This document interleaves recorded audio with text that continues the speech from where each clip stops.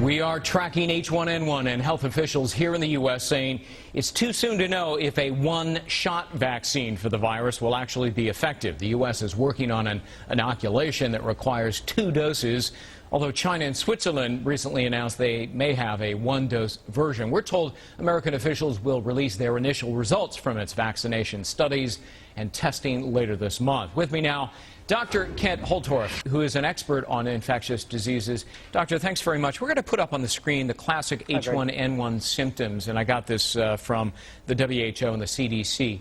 If anybody exhibits these symptoms, what should they do? Should they go to the hospital? Should they see their doctor? What? Well, the nice thing is it's showing that the H1N1 virus is losing its virulence. So we saw this as it came through Mexico. It lost its virulence in that the symptoms were much more mild.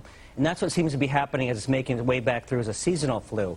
So basically, the recommendations are the same as the seasonal flu. If you have continual fever for more than 3 hours, call your physician. If you have recurrence of fever after it goes away, if you have a high risk, including small children, consider calling your physician. Yeah. If you do have, let's say, a kid turns blue, has blue fingernails, go to the emergency room. But it's really, there's no difference between who to take to the emergency room or to the doctor versus a seasonal versus a swine flu. In fact, if you had to choose, you'd probably choose at this point the swine flu over the regular seasonal flu. Is that right? All right, now what do you think of the vaccination? You know, I have more concern about the vaccine than I do about the swine flu.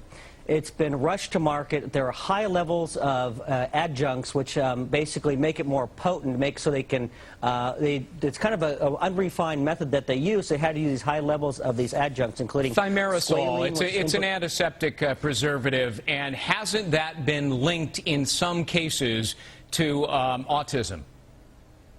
It has, and you look, it's been shown to cause autism in children with mitochondrial dysfunction. Now, and other is controversial, though highly implicated.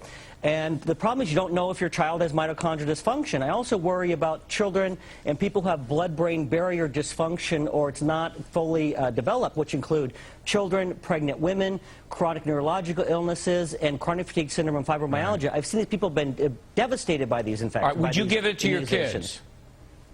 I definitely would not. You would not. All right. And in fairness, I've talked to 3 doctors in 3 days now, and all 3 have said absolutely they would give it to their kids. They intend to give it to their kids. They're going to take it themselves, but you say no. I definitely would not. I've seen it devastate people with chronic fatigue syndrome, fibromyalgia, highly implicated, again, in autism. I think you're rolling the dice. It's a proven neurotoxin, has 25,000 times the level of mercury than would be considered toxic if it was a food or water. Right. And levels get up, serum levels up to 100 times the toxic level. It's too big of a risk. All right. Dr. Kent Holtorf, an expert on infectious diseases. That's the other side. We've heard both sides now. Thank you so much.